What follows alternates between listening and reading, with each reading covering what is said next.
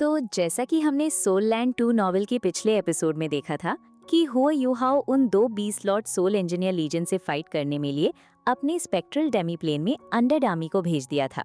पर जैसे जैसे अनडेड क्रीचर का बॉडी डिस्ट्रॉय हो रहा था, तब हुआ यूहाओ इन क्रीचर के बारे में एक शॉकिंग राज पता चलता है कि इन क्रीचर का बॉडी डिस्ट्रॉय होने के बाद इनका स्पिरिट फायर वापस से स्पेक्ट्रल डेमीप्लेन में लौट कर आ रहा था। तो अब आगे स्पेक्ट्रल डेमीप्लेन का सबसे खतरनाक राज ये था कि जब तक किसी स्पेक्ट्रल क्रीचर की स्पिरिट फायर पूरी तरह से बुझ ना जाए, तब तक उसकी असली मौत मुमकिन ही नहीं थी। अगर उसका बॉडी डिस्ट्रॉय भी हो जाए तो वो डेमीप्लेन की एनर्जी अब्सॉर्ब करके अपना नया बॉडी दोबारा बना सकता था। लेकिन इस रेजरेक्शन की एक बड़ी कीमत थी। हर बार रिवाइव होने पर डेमीप्लेन की एनर्जी काफी हद तक कंज्यूम होती थी और हुआ यूहाओ को पिछले कुछ सालों में ये समझ आ चुका था कि स्पेक्ट्रल डेमीप्लेन कोई नॉर्मल वर्ल्ड नहीं बल्कि इलेक्ट्रोलक्स के द्वारा बनाया गया एक स्पेशल डायमेंशन था। ये डोडो कॉन्टिनेंट की तरह नेचुरली स्टेबल नहीं था। इस पूरी डायमेंशन की हर चीज सिर्फ एनर्जी से बनी हुई थी।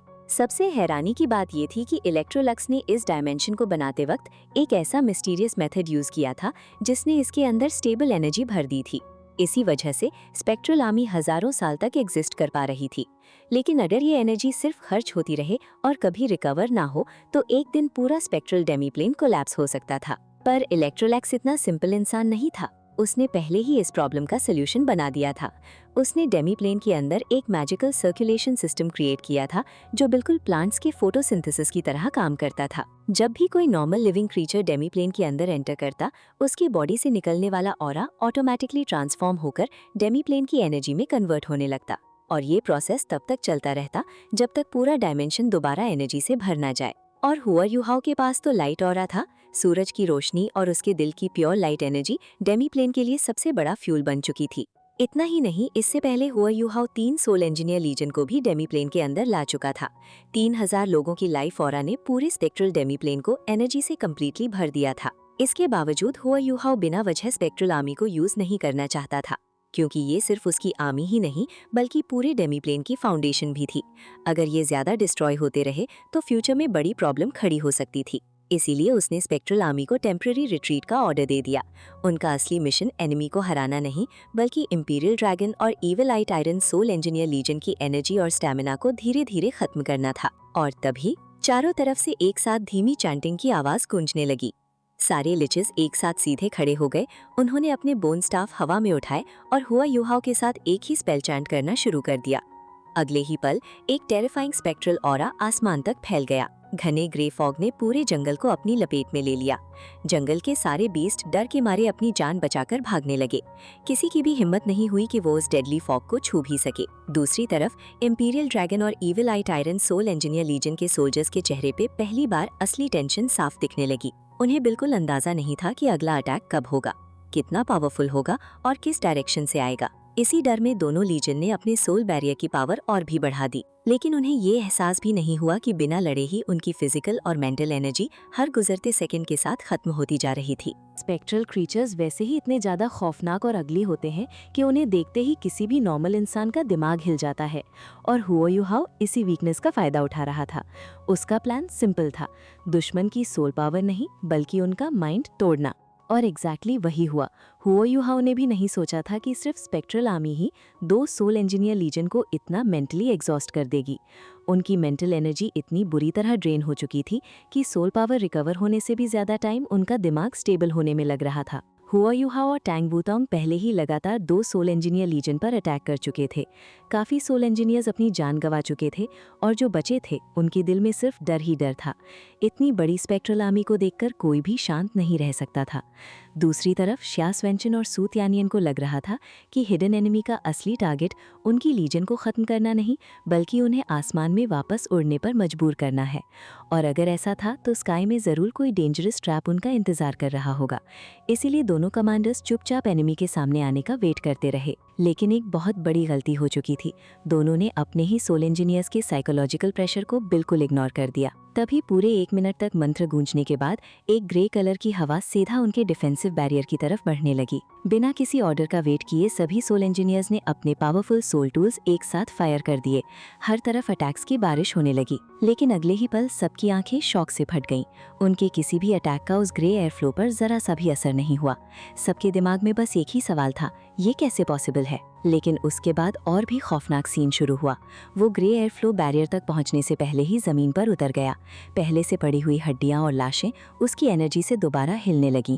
अगले ही पल स्केलेटन और वैम्पायर बनकर जमीन से बाहर निकल आए। जो स्पेक्ट्रल क्रीचर्स अभी कुछ देर पहले मारे गए थे वो भी दोबारा उठ खड़े हुए। ये देखते ही हर सोल इंजीनियर के दिल में एक ही बात बैठ गई, ये मॉन्स्टर्स कभी मरते ही नहीं। असल में ये सिर्फ कुछ वक्त के लिए ही रिवाइव हुए थे और पहले जितने पावरफुल भी नहीं थे, लेकिन ये सच कोई नहीं जानता था। डर ने सबकी सोच को पूरी तरह कंट्रोल कर लिया और फिर वही डर उनकी सबसे बड़ी ताकत भी बन गया। अगले ही सेकंड दोनों सोल इंजीनियर लीजन पागलों की तरह फुल पावर से अटैक करने लगे। हर तरफ डैजलिंग लाइट, सोल बीम्स और कैनन शेल्स की इतनी भयंकर रेन होने लगी कि पूरा बैटलफील्ड एक डेथ जोन में बदल गया। स्केलेटन और वैम्पायर कुछ कदम भी नहीं चल पा रहे थे, वो तुरंत टुकड़े टुकड़े होकर धूल बन जा रहे थे। एनर्जी स्टॉर्म इतना वायलेंट था कि जमीन तक धंसने लगी। आसमान से देखने पर सिर्फ एक जाइगेंटिक लाइट स्फीयर नजर आ रहा था। उसके अंदर क्या हो रहा था कोई देख ही नहीं सकता था। शुरू में शिया स्वेंचन और सूत यानियन को अपनी लीजन की इतनी टेरिफाइंग अटैक पावर देखकर काफी रिलीफ मिला, लेकिन कुछ ही देर बाद उन्हें महसूस हुआ कि सब कुछ नॉर्मल नहीं है। उनके सोल इंजीनियर ज़रूरत से ज़्यादा वायलेंट हो चुके थे। ये सिर्फ हाई मोरल नहीं था, ये प्योर फियर का नतीजा था। और तब जाकर शिया स्वेंचन को समझ आया कि उसकी पूरी लीजन डर के कंट्रोल में लड़ रही है, लेकिन तब तक बहुत देर हो चुकी थी। जिया श्वानचेन बिना एक सेकंड गवाए जोर से चिल्लाया और सभी सोल इंजीनियर्स को अटैक रोकने का ऑर्डर दिया, लेकिन अब सब कुछ उसके कंट्रोल से बाहर जा चुका था। हर सोल टूल अपनी मैक्सिमम पावर पर चल रहा था और हर सोल्जर के दिमाग में सिर्फ एक ही बात थी, सामने दिखने वाले हर स्पेक्ट्रल क्रीचर को मिटा दो। उनका ये पागलपन लगातार 5 मिनट तक चलता रहा। जब आसपास लगभग सारे स्पेक्ट्रल क्रीचर्स खत्म हो गए, तब जाकर अटैक्स धीरे धीरे रुकने लगे। ये देखकर जिया श्वानचेन और शोत यानयुआन के चेहरे उतर गए, क्योंकि एक आर्मी की सबसे बड़ी ताकत उसकी डिसिप्लिन होती है। और जब सोल्जर्स अपने कमांडर का ऑर्डर सुनना ही बंद कर दें, तो समझ लो पूरी लीजन कंट्रोल से बाहर निकल चुकी है। अटैक खत्म होते ही सोल इंजीनियर्स का डर एक्साइटमेंट में बदल गया। उन्हें लगा कि उन्होंने हर स्पेक्ट्रल क्रीचर को खत्म कर दिया है, लेकिन इतनी ओवर एक्साइटमेंट के बाद उनकी मेंटल एनर्जी पूरी तरह खत्म हो चुकी थी। कई लोग वहीं जमीन पर बैठ गए और जोर जोर से सांस लेने लगे। तभी जिया श्वानचेन को अचानक एक बात याद आई और वो तुरंत सर्वेलेंस टीम की तरफ दौड़ा, लेकिन तब तक बहुत देर हो चुकी थी। सर्वेलेंस का एक सोल इंजीनियर हैरानी से बोल पड़ा, ये कैसे हो सकता है, बाहर अभी भी इतने सारे स्पेक्ट्रल क्रीचर्स मौजूद हैं। ये एक ही लाइन सब कुछ बदलने के लिए काफी थी। जिन सोल इंजीनियर्स को अभी तक लग रहा था कि बैटल खत्म हो चुकी है, उनके चेहरे एक पल में सफेद पड़ गए। उन्हें एहसास हुआ कि जिस बैटल को वो खत्म समझ रहे थे, असल में वो तो अभी शुरू भी नहीं हुई थी। डर इतना बढ़ गया कि कुछ कमजोर सोल इंजीनियर्स का मेंटल ब्रेकडाउन हो गया। वो पागल की तरह चिल्लाते हुए प्रोटेक्टिव सोल बैरियर के बाहर भागने लगे, लेकिन अगले ही सेकंड बैंग बैंग बैंग 6 तेज सोल रेस सीधा उनके सिर में लगी और वो वहीं खून में गिर पड़े। सभी सोल्जर्स ने एक साथ मुड़कर देखा। वहां शूत यानयुआन खड़ा था। उसके चेहरे पर जरा भी रहम नहीं था। उसकी ठंडी आवाज पूरी लीजन में गूंज उठी, जो भी भागने या बगावत करने की कोशिश करेगा उसे इसी वक्त मार दिया जाएगा। ये सुनकर सभी सोल्जर्स का होश ठिकाने आ गया। इसके बाद शूत यानयुआन ने अपना हाथ उठाया। उसकी मुट्ठी में एक jade blue class 9 stationary soul cannon shell चमक रहा था। उसने जोर से कहा, तुम सब किस बात से डर रहे हो? याद रखो, हम सन मून एम्पायर की best lord rank soul engineer region है। हमारे सामने कोई भी दुश्मन ज्यादा देर तक टिक नहीं सकता। चाहे अगला अटैक पहले से 10 गुना या 100 गुना ज्यादा पावरफुल ही क्यों ना हो, हम उसे भी मिटा देंगे। ये कहकर उसने अपने कंधे पर एक विशाल सोल कैनन निकाला और खुद उस क्लास 9 शेल को उसमें लोड किया। उसने प्रॉपर्ली एम तक नहीं किया, बस अगले ही पल एक चमकती हुई जेड ब्लू लाइट आसमान को चीरकर जंगल की तरफ दौड़ पड़ी। अगले सेकंड पूरा जंगल उस रोशनी में डूब गया। इतनी भयानक एनर्जी वेव फैली कि ऐसा लगा जैसे पूरी दुनिया जेड ब्लू रंग में रंग गई हो। जब डिटेक्टर चेक किया गया तो सभी हैरान रह गए। एक ही अटैक में 1/3 से ज्यादा स्पेक्ट्रल क्रीचर्स सीधा मैप से गायब हो चुके थे। ये थी एक top grade class 9 soul cannon shell की असली तबाही। ये मंजर देखते ही सोल इंजीनियर्स का टूटा हुआ कॉन्फिडेंस वापस लौट आया। उन्होंने शर्म से अपना सिर झुका लिया। अब उन्हें अपनी पहले वाली घबराहट और बेवकूफ़ी पर अफसोस हो रहा था। दूर खड़ा जिया श्वानचेन भी चैन की सांस ले सका। उसने चुपचाप शूत यानयुआन की तरफ देखा और उसे थम्स अप दे दिया। लेकिन शूत यानयुआन अच्छी तरह समझ चुका था कि सिर्फ एक क्लास 9 शेल चला देने से ये वॉर खत्म नहीं होने वाली थी। सच तो ये था कि उसने मजबूरी में अपना सबसे बड़ा ट्रम्प कार्ड यूज कर दिया था। ये गोस्ट टाइप क्रीचर्स सिर्फ ईवल सोल मास्टर्स ही समन कर सकते थे। इस अटैक के बाद दुश्मन और भी ज्यादा अलर्ट हो जाएगा और फ्यूचर में उनसे लड़ना पहले से भी मुश्किल बन जाएगा।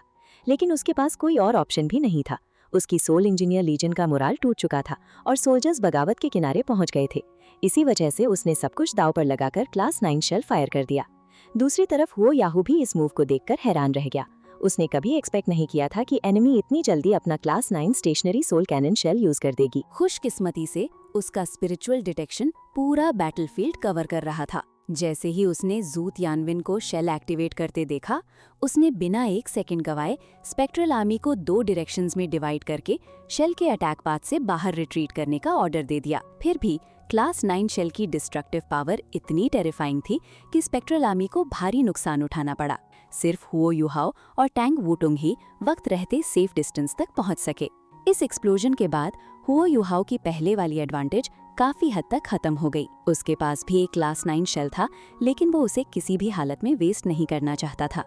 ये उसका सबसे प्रेशियस वेपन था, जो सिर्फ सबसे डेंजरस सिचुएशन के लिए बचा कर रखा गया था। शॉक से बाहर आते ही हुओ युहाओ ने तुरंत अपना दिमाग शांत किया और एनिमी के एक्शन का एनालिसिस करना शुरू कर दिया।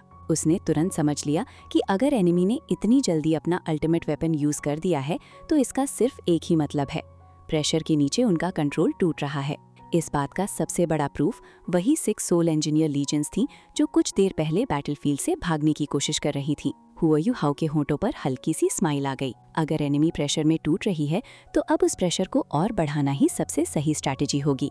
उसने तुरंत स्पेक्ट्रल आर्मी को अटैक रोकने और पीछे हटने का ऑर्डर दिया। लेकिन इसका मतलब ये बिल्कुल नहीं था कि हुओ युहाओ ने हार मान ली थी। आखिर वो सिर्फ एक पावरफुल टाइटल डोल्वो ही नहीं, बल्कि एक क्लास 9 सोल इंजीनियर भी था। और एक सोल इंजीनियर होने के नाते उसे सोल टूल्स की हर वीकनेस अच्छी तरह पता थी। उसने तुरंत एक इम्पॉर्टेंट पॉइंट याद किया। Connected defensive barrier energy attacks और स्पिरिचुअल अटैक्स को रोक सकता था, लेकिन टेम्परेचर को आइसोलेट नहीं कर सकता था। टेम्परेचर भी एक तरह की एनर्जी थी, लेकिन हवा और एनवायरनमेंट के थ्रू नेचुरली स्प्रेड होती थी। मौजूदा सोल टूल टेक्नोलॉजी के लिए उस चेंज को कम्प्लीटली ब्लॉक करना लगभग इम्पॉसिबल था। इसी बीच बैटलफील्ड पर एक अजीब सा सन्नाटा छा गया। स्पेक्ट्रल क्रीचर्स अचानक गायब हो चुके थे। प्रोटेक्टिव सोल बैरियर के अंदर खड़े सभी सोल इंजीनियर्स जोर जोर से चीयर करने लगे। जू तियानविन ने भी पहली बार चैन की सांस ली। उसे लगा कि उसका रिस्की डिसीजन फाइनली सक्सेसफुल हो गया। उसके हिसाब से क्लास 9 शेल के डर से एनिमी रिट्रीट कर चुकी थी और शायद अब अटैक भी बंद कर देगी। अगर उस एक्सप्लोजन में कुछ एनिमी सोल्जर्स मर गए होंगे तो ये और भी बड़ा बोनस था। शाह सूचन ने भी पहले से काफी रिलैक्स दिख रहा था। वो जू तियानविन के पास आया और धीरे से बोला, ब्रदर शाह, पहले सबको रेस्ट करने दो। इस कंडीशन में हम आगे नहीं बढ़ सकते। जू तियानविन ने तुरंत हाँ में सिर हिला दिया। लगातार बैटल की वजह से ईविलाइट आयरन सोल इंजीनियर लीजन के मेंबर्स की सोल पावर और स्पिरिचुअल पावर दोनों ही बहुत हद तक खत्म हो चुकी थी। बिना रिकवर किए आगे बढ़ना खुद अपनी बर्तादी को बुलाना था। इसीलिए उसने तुरंत ऑर्डर दिया कि imperial dragon soul engineer legion protective soul barrier को मेंटेन करेगी, जबकि ईविलाइट आयरन सोल इंजीनियर लीजन के मेंबर्स कुछ देर के लिए रेस्ट करेंगे। ऑर्डर देने के बाद जू तियानविन ने धीरे से शाह सूचन से पूछा, ब्रदर शाह, क्या हमें अपना पहले वाला प्लान कंटिन्यू करना चाहिए? शाह सूचन ने शांत आवाज में जवाब दिया, चाहे प्लान कंटिन्यू करना हो, फिर भी पहले सबको रिकवर होने दो। इतने में जू तियानविन ने आसमान की तरफ देखा और हैरानी से बोला, ड्यूलिंग एम्पायर का वेदर भी कितना अजीब है। एक मिनट, ये स्नोफॉल हो रही है। ऑटम अपने एंड पर था और ड्यूलिंग एम्पायर वैसे भी डुलवो कॉन्टिनेंट के नॉर्थ में था, इसीलिए यहाँ का टेम्परेचर हमेशा दूसरे एम्पायर से काफी कम रहता था। आसमान से धीरे धीरे स्नोफ्लेक्स गिरने लगे। कुछ ही देर में पूरी जमीन सफेद होने लगी। नॉर्मल सोल मास्टर्स के लिए इतनी ठंड कोई प्रॉब्लम नहीं थी। Imperial dragon soul engineer legion के मेंबर्स तो अब भी मुस्कुरा रहे थे। उन्हें देखकर लग रहा था जैसे उनकी जीत पक्की हो चुकी हो, लेकिन उन्हें बिल्कुल भी अंदाजा नहीं था। ये अचानक शुरू हुई स्नोफॉल सिर्फ मौसम का बदलाव नहीं थी, बल्कि हुओ युहाओ के अगली डेंजरस प्लान की शुरुआत थी। प्रोटेक्टिव सोल बैरियर का खुद का कोई टेम्परेचर नहीं था, लेकिन लगातार हुए सोल रे और सोल शेल अटैक्स की वजह से बैरियर के अंदर और बाहर के टेम्परेचर में हल्का सा डिफरेंस बन चुका था। इसी वजह से गिरती हुई स्नो उस पर पिघल भी रही थी और साथ ही एक मोटी आइस लेयर भी जमा रही थी। दूर से देखने पर पूरा प्रोटेक्टिव सोल बैरियर एक बड़े वाइट डोम की तरह दिख रहा था। सोल इंजीनियर लीजन के मेंबर्स को पहले बैटल की गर्मी की वजह से पसीना आ रहा था, लेकिन कुछ ही देर में इतनी ज्यादा ठंड बढ़ गई कि सब अपने कपड़े और कसकर लपेटने लगे।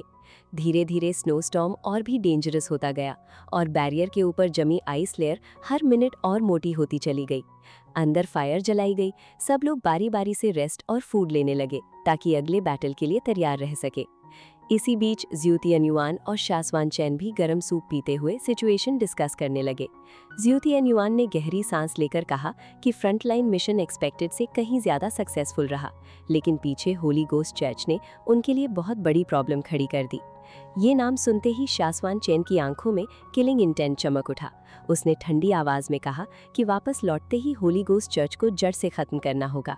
उन्होंने सनमून एम्पायर पर अटैक करके अपनी मौत को खुद इनवाइट किया है। ज्यू तियान भी गुस्से से भर गया। उसने कहा कि अगर उनके डिटेक्टर्स उस मिस्टीरियस एनिमी की लोकेशन पकड़ पाते तो एक क्लास 9 सोल शेल ही उन सबको खत्म कर देता। सबसे बड़ी प्रॉब्लम ये थी कि एनिमी खुद को इतनी परफेक्ट तरह हाइड कर लेता था कि उसका कोई ट्रेस ही नहीं मिलता था। शासवान चैन ने भी माना कि उसने अपनी जिंदगी में पहली बार ऐसा सोल मास्टर देखा था जो डिटेक्टर्स को कम्प्लीटली फूल कर सकता था। अगर उसकी हाइडिंग टेक्निक ना होती तो चाहे वो अल्टीमेट डोलुआ ही क्यों ना होता, 2 सोल इंजीनियर लीजेंड्स की कंबाइंड पावर के सामने कब का मर चुका होता। लेकिन सिर्फ गुस्से से कुछ होने वाला नहीं था। ज्यू तियान ने सबको पहले रेस्ट करने को कहा क्योंकि असली प्लान अभी बाकी था। इसके बाद भी शासवान चैन ने कोई रिस्क नहीं लिया और खुद जाकर डिटेक्टर्स चेक किए। बाहर सब कुछ नॉर्मल लग रहा था, ना कोई एनिमी दिखा और ना ही किसी अनयूजुअल मूवमेंट का सिग्नल मिला। लेकिन असल सच तो कुछ और ही था। प्रोटेक्टिव सोल बैरियर के बिल्कुल बाहर एक मिस्टीरियस फिगर चुपचाप खड़ा था। उसका बॉडी टेम्परेचर बाहर की फ्रीजिंग हवा के बिल्कुल बराबर था। इसी वजह से थर्मल डिटेक्टर्स उसके सामने कंप्लीटली यूजलेस हो गए थे। ऑसिलेशन डिटेक्टर्स भी उसके बॉडी में कोई अनयूजुअल वाइब्रेशन फील नहीं कर पा रहे थे। सबसे हैरान कर देने वाली बात ये थी कि उस आदमी का एक हाथ बैरियर पर जमी हुई आइस लेयर को टच किए हुआ था। बाहर का टेम्परेचर 0 से बहुत नीचे गिर चुका था। स्नोस्टॉर्म और भी डेंजरस होता जा रहा था और बैरियर के ऊपर जमी स्नो इतनी मोटी हो चुकी थी कि अंदर की किसी भी सोल इंजीनियर को बाहर कुछ भी दिखाई नहीं दे रहा था। लेकिन किसी को ये बिल्कुल भी एहसास नहीं हुआ कि उस आइस लेयर के अंदर एक इनविजिबल फोर्स धीरे धीरे एक्टिवेट हो रही थी। वो फोर्स स्नो के साथ इतनी परफेक्टली मर्ज हो गई थी कि किसी डिटेक्टर को उसका जरा सा भी सिग्नल नहीं मिला। ऊपर से उसने बैरियर के अंदर और बाहर के टेम्परेचर डिफरेंस को भी कंट्रोल कर दिया, जिसकी वजह से थर्मल डिटेक्टर्स कंप्लीटली कंफ्यूज हो गए। हर सेकंड के साथ आइस लेयर और मोटी होती गई और बैरियर के अंदर मौजूद सब लोग खुद को सेफ समझकर आराम करते रहे। 4 घंटे तक इंपीरियल ड्रैगन और इविलाइट आयरन सोल इंजीनियर लीजन बारी बारी रेस्ट करते रहे। उन्हें लग रहा था कि सब कुछ उनके कंट्रोल में है, लेकिन उन्हें बिल्कुल भी अंदाजा नहीं था कि मौत उनके बिल्कुल बाहर खड़ी उनका इंतजार कर रही थी। 4 घंटे की रेस्ट के बाद सू तियान और सिया च्वाचन अपनी पीक कंडीशन में वापस आ चुके थे। बाहर बिल्कुल शांति थी, इसलिए सू तियान को लगा कि एनिमी सच में रिट्रीट कर चुके हैं। लेकिन उसे ये अंदाजा ही नहीं था कि ये 4 घंटे उनके लिए रिकवरी का टाइम था, जबकि एनिमी के लिए परफेक्ट प्लानिंग का। सिया च्वाचन ने पूछा, ब्रदर सू, क्या अब निकलना चाहिए? सू तियान ने तुरंत ऑर्डर दिया। आइस लेयर काफी मोटी हो चुकी है, सब अलर्ट रहो। हर 10 सोल इंजीनियर्स एक टीम बनाएंगे और connected protective soul barrier maintain करेंगे। टाइट फॉर्मेशन में मूव करना। सब सोल इंजीनियर्स एक्साइटेड थे क्योंकि इतनी देर तक यहाँ फंसे रहने के बाद अब फाइनली वापस लौटने का मौका मिल रहा था। धीरे धीरे उनका बड़ा प्रोटेक्टिव सोल बैरियर गायब होने लगा, लेकिन उसी वक्त सबके चेहरे हैरानी से भर गए। उनके बाहर अब भी एक बड़ा सेमी सर्कल आइस बैरियर खड़ा था। जो पहले सिर्फ स्नो थी, वो अब सॉलिड आइस में बदल चुकी थी। ऐसा लग रहा था जैसे वो किसी आइस हाउस के अंदर बंद हो गए हों। सिया च्वाचन ने तुरंत कमांड दिया, सोल रे यूज करके देखो। एक सोल इंजीनियर ने सोल रे फायर की और आइस में एक बड़ा होल बन गया। बाहर की सनलाइट अंदर आई, लेकिन उसके साथ ही एक इतनी खतरनाक फ्रीजिंग हवा घुस आई कि सबका शरीर कांप उठा। सू तियान ने तुरंत ऑर्डर दिया, हर टीम एक यूनिट की तरह आइस को डिस्ट्रॉय करेगी। बाहर निकलते ही सीधा स्काई में फ्लाई करना, फॉर्मेशन बिल्कुल मत तोड़ना। फ्रंट लाइन के सोल इंजीनियर्स ने एक साथ सोल टूल्स एक्टिवेट किए और आइस बैरियर पर अटैक कर दिया। क्रैक की आवाज के साथ पूरी आइस लेयर टूट गई और बाहर की दुनिया सामने आ गई। लेकिन बाहर का सीन देखते ही सबकी सांसें थम गई। हर तरफ सिर्फ व्हाइट आइस और स्नो ही स्नो थी। अंधी की तरह चलती फ्रीजिंग विंड स्नोफ्लेक्स को हवा में उड़ा रही थी। अगले ही पल उन्हें महसूस हुआ कि टेम्परेचर सीधा -50 डिग्री से भी नीचे गिर चुका था। प्रोटेक्टिव सोल बैरियर होने के बावजूद हर सोल इंजीनियर को लगा जैसे उन पर बर्फ का पानी डाल दिया गया हो। उनका खून जमने लगा, बॉडी सुन पड़ने लगी और मूवमेंट्स धीरे धीरे स्टिफ होने लगी। सबने सोल पावर सर्कुलेट करके ठंड का सामना करने की कोशिश की, लेकिन इसका कोई असर ही नहीं हुआ। सू तियानवन और सियाचवाचन तुरंत समझ गए कि ये सब एक डेडली एनिमी ट्रैप था। इतनी खतरनाक कोल्ड नेचुरली पॉसिबल ही नहीं थी। बाहर निकलो, सीधा स्काई में उड़ो, सियाचवाचन जोर से चिल्लाया। उसका प्लान सिंपल था, अगर वो आइस फील्ड से बाहर निकलकर ऊपर पहुंच जाते तो शायद इस टेरिफाइंग कोल्ड से बच सकते थे। सियाचवाचन सबसे पहले बाहर निकला ही था कि अचानक उनके आसपास बना हुआ पूरा स्नोडोम बिना किसी वार्निंग के एक्सप्लोड कर गया। Boom boom boom. Ultimate ice के अनेक बड़े ब्लॉक्स एक साथ ब्लास्ट हुए और उनसे निकली हॉरिफाइंग एक्सप्लोजिव फोर्स हरिकेन की तरह सोल इंजीनियर्स के प्रोटेक्टिव सोल बैरियर से टकरा गई। हर बैरियर सिर्फ 10 सोल मास्टर्स मिलकर चला रहे थे। नॉर्मली उनकी कंबाइंड स्ट्रेंथ काफी पावरफुल थी, लेकिन एक टाइटल डोलवा के सामने उनकी ये पावर बिल्कुल बेकार थी। ये सिर्फ बैटल नहीं थी, ये एब्सोल्यूट स्ट्रेंथ का डिफरेंस था। तो दोस्तों, वीडियो को लाइक, शेयर, कमेंट्स और जल्दी से सब्सक्राइब करके 1000 का माइलस्टोन्स कंप्लीट करवा दो। तो चलिए मिलते हैं अगले नॉवल पार्ट के साथ। तब तक के लिए अपना ध्यान रखिए। Bye bye.